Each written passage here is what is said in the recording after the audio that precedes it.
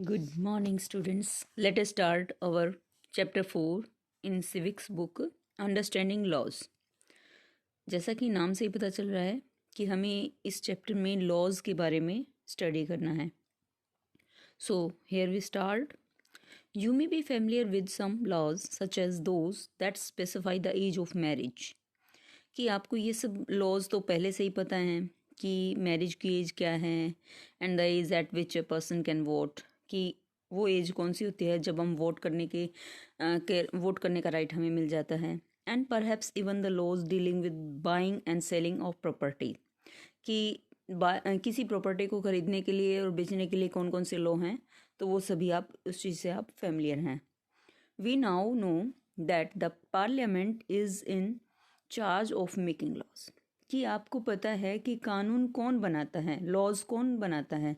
तो यहाँ पर पार्लियामेंट ही एक ऐसी बॉडी है जो कानून को बनाती है, लॉज को, लॉ मेकिंग का काम करती है. Do these law apply to everyone, क्या ये सभी लॉ जो पार्लियामेंट के द्वारा बनाए जाते हैं क्या सबके लिए वैलिड हैं ये? Yes. How do new laws come into being, कि नए जो लॉ हैं उनको इम्प्लीमेंट कैसे किया जाता है. Could there be laws that are unpopular और कंट्रोवर्शियल, क्या ऐसे भी लॉज होते हैं जो अनपॉपुलर होते हैं, दैट मीन्स जिसको पब्लिक को पता ही नहीं चलता है. ऐसे लॉज भी हैं क्या, ऐसे कोई लॉ बना है और पता ही ना चला हो पब्लिक को. और या फिर ऐसे लॉज जिन पे कंट्रोवर्शियलिटी ना हो, यानी कि विवाद ना हो, क्या ऐसे लॉ हैं? यस. ऐसे लॉ भी हैं जहाँ पर कंट्रोवर्सी भी होती है और ऐसे भी हैं जिन पर कंट्रोवर्सी ना भी हो, जो एक्सेप्टेड हो जाते हैं पब्लिक के द्वारा as it is. What should we as citizens do under such circumstances, कि ऐसे सिटीजन्स होने की दावे हम कर रहे हैं कि जो सिचुएशन होती है, अगर ऐसे सर्कमस्टेंसेस हो जाते हैं तो वहाँ पर हम क्या करते हैं. देखिए एक प्रोटेस्ट की पिक्चर यहाँ पर शो की गई है. जैसा कि आप देख रहे हैं सभी लेडीज़ लिए हुए हैं ब्लैक बिल एंड समथिंग, मतलब अगेंस्ट हैं ये किसी बिल के. ठीक है.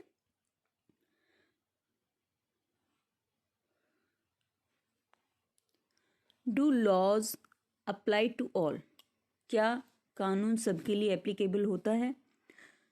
Read the following situation and answer the question that follows. A government official helps his son go into hiding because his son has been given a 10-year jail sentence by a district court for a crime that he has committed. कि government official ने अपने बच्चे को छिपाने के लिए help की क्योंकि उसको 10 ईयर की जेल सेंटेंस का मतलब है पनिशमेंट मिली है उनको डिस्ट्रिक्ट कोर्ट से, क्योंकि उसने कोई क्राइम किया हुआ है. Do you think that the government officials actions were right, क्या आप ऐसा सोचते हैं कि गवर्नमेंट ऑफिशियल्स का जो एक्शन है क्या ये सही है. Should his son be exempt from the law just because his father is economically and politically powerful, क्या ऐसे बच्चे को मतलब एग्जेम्प्ट कर देना चाहिए उस पनिशमेंट से जो कि जिसके फादर क्या हैं, इकोनॉमिकली स्ट्रॉन्ग हैं, पॉलिटिकल पावरफुल हैं. क्या ऐसा होना चाहिए? नहीं, ऐसा बिल्कुल भी नहीं होना चाहिए. सबको पनिशमेंट इक्वल मिलनी चाहिए. The above is a clear case of violation of law, जो हमने अभी पढ़ा है ये क्या है, एक वायलेशन ऑफ लॉ है. ठीक है. किसी भी पर्सन को जिसको पनिशमेंट सेंटेंस हुई है उसको उसकी पनिशमेंट लेनी ही होती है. ये गलत तरीका है. As you read in Unit 1, members of the Constituent Assembly were agreed there should be no arbitrary exercise of power in independent India. कि यूनिट 1 में आपने पढ़ा है कि कॉन्स्टिट्यूएंट असेंबली में हमें इस बात से हम एग्री हुए हैं कि कहीं भी कोई भी आर्बिट्रेरी एक्सरसाइज ऑफ पावर्स नहीं होनी चाहिए इंडिपेंडेंट इंडिया में, यानी कि हमारे स्वतंत्र भारत में सबके साथ इक्वलिटी होनी चाहिए. They therefore instituted several provisions in the constitution that would establish the rule of law. सो यहाँ पर जो इंस्टीट्यूट किया गया है, डिफरेंट जो प्रोविजंस गिवन है कॉन्स्टिट्यूशन के द्वारा, सो उनको हमें रूल के अकॉर्डिंग मानना भी चाहिए, फॉलो भी करना चाहिए और उनको इस्टेब्लिश भी किया जाना चाहिए. The most important of these was that all person in independent Indias are equal before the law. सबसे इम्पोर्टेंट चीज़ हमारे लिए क्या है, हमें इसको नोट कर लेना चाहिए, अंडरलाइन कर लीजिए इसको, कि सभी पर्सन जो हैं इक्वल हैं लॉ के आगे. The law cannot discriminate between persons on the basis of their religion, caste and gender. अब यहाँ पर हमें लॉ के अंदर डिस्क्रिमिनेशन नहीं है किसी भी बेसिस पर. किसी भी बेसिस मीन्स किसी भी धर्म के आधार पर, कास्ट के आधार पर, जेंडर के आधार पर. सो यहाँ पर हमें लॉ को इक्वली फॉलो करना है, सबके लिए वो इक्वल मैटर करता है.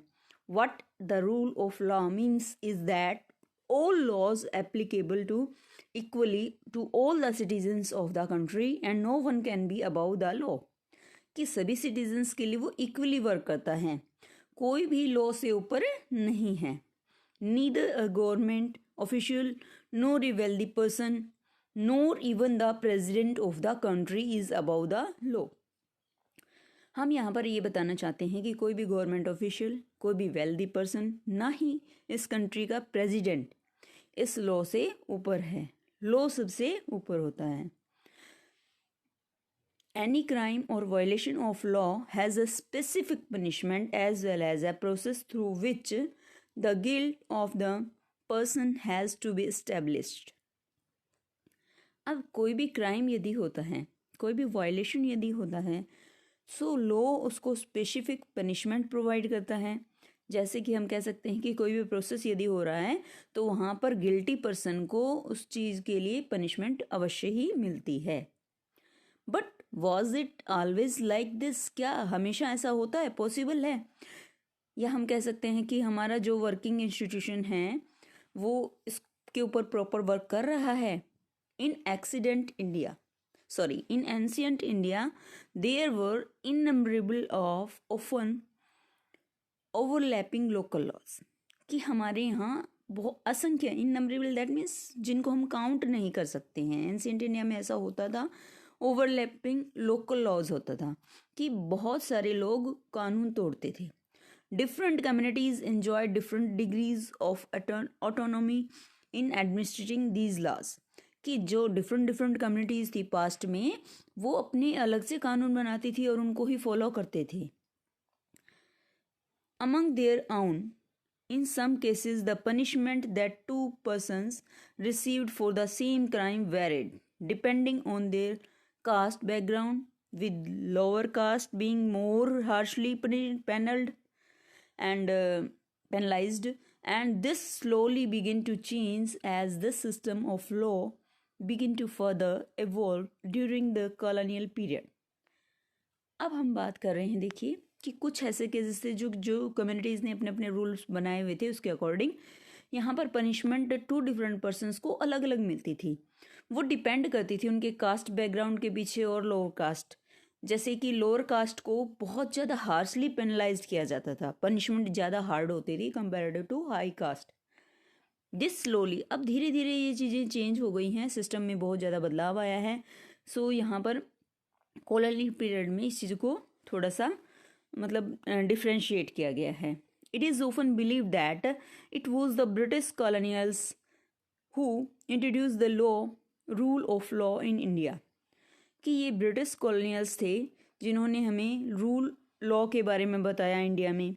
Historians have disputed this claim on several grounds, two of which include: first, that colonial law was arbitrary, and second, that the Indian nationalists played a prominent role in the development of legal sphere in British India. देखिए, ऐसा believe किया जाता है कि जो British कॉलोनियल्स थे उन्होंने introduce किया था रूल ऑफ लॉ इंडिया के अंदर. सो आप यहाँ पर एक 1 मार्क्स में ये क्वेश्चन आ सकता है, आप इसको अंडरलाइन जरूर कर लें कि किन्होंने हमें लॉ के बारे में बताया इंडिया के अंदर लॉ को किसने इंट्रोड्यूस करवाया. तो ब्रिटिश कॉलोनियल्स इसका आंसर हो सकता है. हिस्टोरियंस हैव डिस्प्यूटेड, अब हिस्टोरियंस ने भी इस बात के ऊपर डिस्प्यूट किया है कि भाई जो क्लेम किया जा रहा है डिफरेंट ग्राउंड से कि जो 2 रोल्स मतलब यहाँ पर निभाए गए थे. फर्स्ट जो कॉलोनियल लॉ था वो आर्बिट्रेरी था, सबसे पहला कारण उसको जब नकारा गया. सेकंड रीज़न क्या था, जो हमारे इंडिया के नेशनलिस्ट थे उन्होंने इस चीज़ के ऊपर प्रोमिनेंट रोल निभाया था कि जो लीगल स्फेयर हमारे ब्रिटिश इंडिया के द्वारा यहाँ पर अपनाया जा रहा है वो चेंज की नीड है उसमें. One example of the arbitrariness that colonials continued to exist as part of British law is the sedition act of 1870. सबसे पहला जो एग्जाम्पल था आर्बिट्रेरीनेस का कि ब्रिटिशर्स ने हमारे साथ आर्बिट्रेरीनेस की है, वो चीज़ यहाँ पर सेडिशन एक्ट के द्वारा यहाँ पर शो की गई है. The idea of the sedition was very broadly understood. अब जो ये आइडिया था सेडिशन का एक्ट का, ये यहाँ पर ब्रॉडली दैट मीन्स बड़े लेवल पर अंडरस्टूड किया गया. Within the act any person, इसकी डेफिनेशन है बेटा सेडिशन एक्ट की, दैट एनी पर्सन प्रोटेस्टिंग और criticising the British government could be arrested without a due trial. Sedition act में ऐसा था कि यदि आप ब्रिटिश गवर्नमेंट के खिलाफ होते हैं या फिर आप अगेंस्ट बोलते हैं तो आपको अरेस्ट किया जा सकता है without any trial, without any complain. So this is arbitrariness कि इंडियंस के ऊपर ये कानून लागू किया गया किन के द्वारा, ब्रिटिशर्स के द्वारा. Indian nationalist began protesting and criticising this arbitrary use of authority by the British. कि जो ये आर्बिट्रेरी अथॉरिटी यूज़ की जा रही थी ब्रिटिशर्स के द्वारा, इंडियन नेशनलिस्ट ने इसके अगेंस्ट प्रोटेस्ट किया, क्रिटिसाइज किया इस चीज़ को. They also begin fighting for greater equality and wanted to change the idea. अब उन्होंने इस चीज़ के लिए फाइट की और इसके अगेंस्ट वो खड़े हो गए. किस चीज़ के? इक्वलिटी पाने के लिए कि हम इंडियंस हैं और हमें हमारा राइट मिलना चाहिए, हम सब इक्वल हैं. और वो इंडिया के अंदर चेंज लाना चाह रहे थे. देखिए ये सिनेरियो है, आप इस चीज़ को देख सकते हैं. ये सिनेरियो देखिए 13 अप्रैल को जलियांवाला बाग में मासेकर हुआ था. इसमें काफ़ी इंपॉर्टेंट पॉइंट्स हैं, आप इसको डिटेल में स्टडी कीजिएगा. Another example of British arbitrariness was the Rowlatt act. एक रोलेट एक्ट पास हुआ था बेटा कब? 1990 में, जिसके अकॉर्डिंग देखिए यहाँ पर जिसके अगेंस्ट मतलब लोग इकट्ठा हुए थे जलियांवाला बाग एक्ट में, तो वहाँ पर बहुत ज़्यादा ज़बरदस्त एक्ट हुआ था. देखिए act was allowed to British government to imprison people without due trial. कि जो ये एक्ट हुआ था ना सेडिशन एक्ट, इसके अगेंस्ट में ये हुआ था कि बिना किसी ट्रायल के यदि लोगों को जेल में डाल दिया जाएगा. इसके अगेंस्ट इंडियंस इकट्ठा हुए थे वहाँ पर. Indians nationalist include Mahatma Gandhi was vehement in their opposition to the Rowlatt bills. कि इंडियन नेशनलिस्ट ने ये कहा कि जो महात्मा गांधी हैं वो अब यहाँ पर उनके अपोजिशन में, रोलेट एक्ट के अपोजिशन में वहाँ आ रहे हैं. Despite the large number of protesters. अब बहुत सारे लार्ज नंबर पे मतलब प्रोटेस्टर्स यहाँ पर आए, यानी कि विद्रोह करने वाले रोलेट एक्ट का. Rowlatt act came into effect on 10 March 1919. अब ये डेट आपको इम्पोर्टेंट है आपके लिए कि रोलेट एक्ट इफेक्ट में कब आया था, 10 मार्च 1919 को. इन Punjab protest against this act continued quite actively and on April 10th मार्च को आया था और अप्रैल 10 को यानी कि एक महीने के बाद सभी लोग इस चीज़ के अगेंस्ट खड़े हो गए. Leaders of the movement doctor Satyapal and doctor Saifuddin Kitchlew and were arrested. इन दोनों को अरेस्ट कर लिया गया. To protest these arrest a public meeting was held. अब इन दोनों को बचाने के लिए भी पब्लिक अगेंस्ट खड़ी हो गई 13 अप्रैल को जलियांवाला बाग में.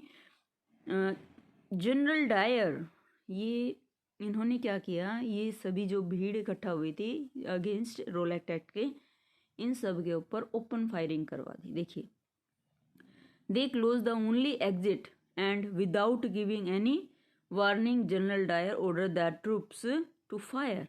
कि बिना किसी मतलब वार्निंग के उन्होंने डायरेक्ट ट्रूप्स को कहा कि फायर करो.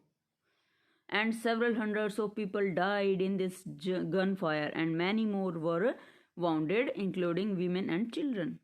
कि वीमेन और चिल्ड्रन भी यहाँ पर इंक्लूड थे, यानी कि सभी लोग जो जितने भी इकट्ठा हुए थे उन सब के ऊपर उन्होंने ओपन फायरिंग स्टार्ट कर दी विदाउट एनी वार्निंग.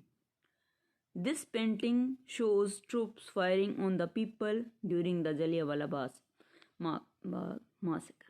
अब जो ये पिक्चर है ये हमारा जलियांवाला बाग की मासेकर की पिक्चर है। देखिए कितना ओपन किलिंग यहाँ पर की गई है। चलिए next.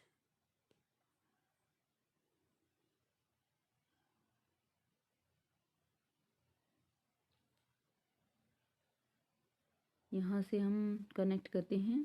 They also began fighting for greater equality and wanted to change the idea of law from a set of rules. अब यहाँ पर जितने भी रूल्स इंट्रोड्यूस करवाए गए थे उसमें वो यहाँ पर अपने रूल्स के बारे में बताना चाह रहे हैं। They were forced to obey to law as including idea of justice, क्योंकि उन्हें फोर्स किया गया कि वो उनके कानून को माने, लॉ को, जिसमें सॉरी आइडिया इंक्लूड किया गया है जस्टिस का।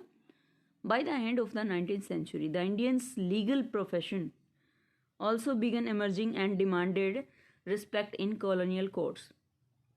कि जो जैसे जैसे अब 19th century का एंड आता जा रहा था, इंडियन लीगल प्रोफेशन जो था सामने आ रहा था, वो डिमांड कर रहे थे कि कॉलोनियल कोर्ट्स में उनको भी रिस्पेक्ट मिले। यानी कि जो हमारे यहाँ के इंडियंस लॉ स्टडी करके आए थे वो भी चाहते थे कि हमें भी मतलब यहाँ पर जजेस बनाया जाए, और मतलब डिफरेंट डिफरेंट टेस्ट क्लियर करके वो इस एप्लीकेबल थे कि वो आ सकते थे कोर्ट के अंदर। And they began to use law to defend the right legal rights of Indians. अब उन्होंने लॉज को फॉलो करना स्टार्ट कर दिया। अब अपने अधिकारों को उन्होंने समझ लिया इंडियंस ने। एंड इंडियन जजेस also become to play greater role in making decisions. अब जो इंडियन जजेस थे वो भी अपना ग्रेट रोल निभाने लगे थे डिसीजन मेकिंग में। Therefore there were several ways in which Indians played a major role in the evolution of the role of law during the colonial period. इसलिए हम कह सकते हैं कि बहुत सारे तरीक़ों से इंडियंस ने एक मेजर रोल निभाया है इवोल्यूशन के ज़रिए। यानी कि हमारे सामने जो बहुत सारा बदलाव आया है वो सब उन्हीं की मेहनत का परिणाम है, उन्हीं की एफर्ट्स का रिजल्ट है कॉलोनियल पीरियड में। With the adoption of the constitution this document served as the foundation on which our representatives begins making law for the country.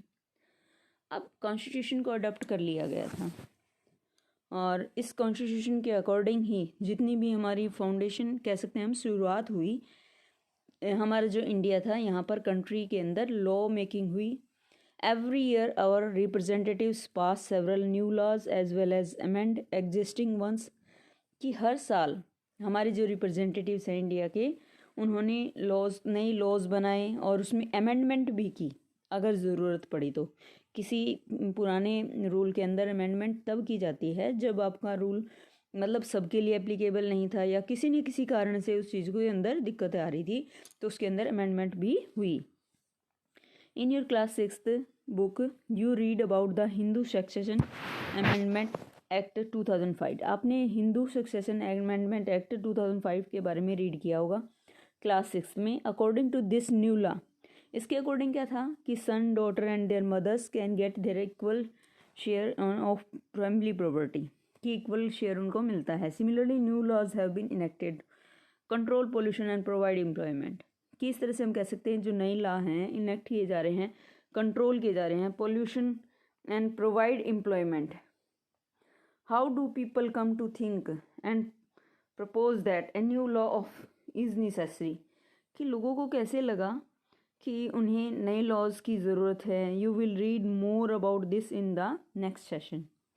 Okay, here we stop our video. I will give you next chapter, next part in next video. Thank you. Have a nice day.